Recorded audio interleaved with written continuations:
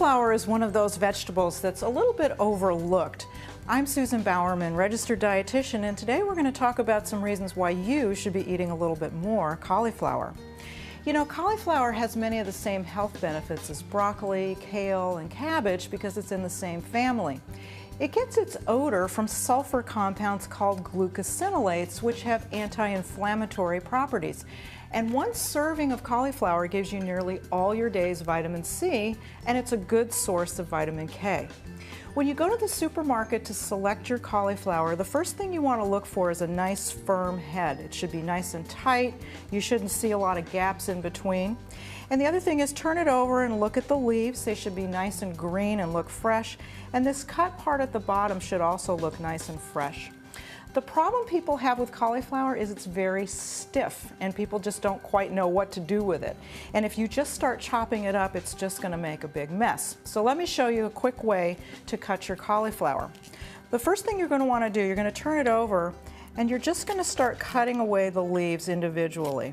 And the reason you're doing this is because it's going to give you a chance to kind of reveal those florets, and it's going to be much, much easier than if you just start chopping away. So I'm just going to go all the way around my cauliflower here, removing the leaves.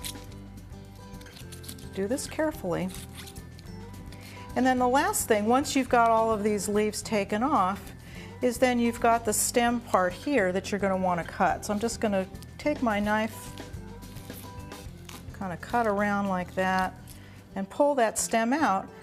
And once you do that, it's very easy to see where the florets are, and you can just start pulling them out by hand, and you can just break them off just like that. Now, what you'll find is, as you do this, is that some of your florets are going to be large and some of them are going to be small, like that one. So for the bigger ones, if you want to, you can just take your knife and you can cut them in half like that, so that things are sort of a uniform size.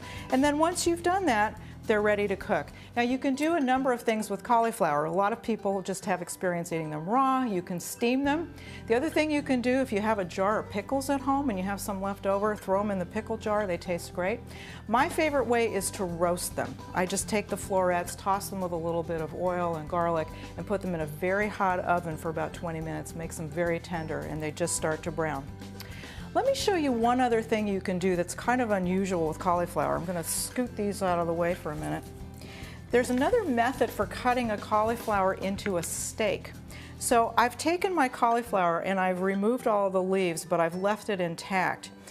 And to make a cauliflower steak, you're going to cut a large piece right out of the center. I'm going to make mine about 1 inch thick. You're probably wondering, why would you make a steak out of cauliflower? But if you cut it like this into a nice thick slice, particularly for people who are vegetarian, you get this nice sort of fillet. And what you can do with this is, again, you can drizzle this with a little oil and you can brown it on both sides in a pan, or you can steam it. And some people will just use this almost like an entree, and it's great. So I hope this has convinced you to give cauliflower a try.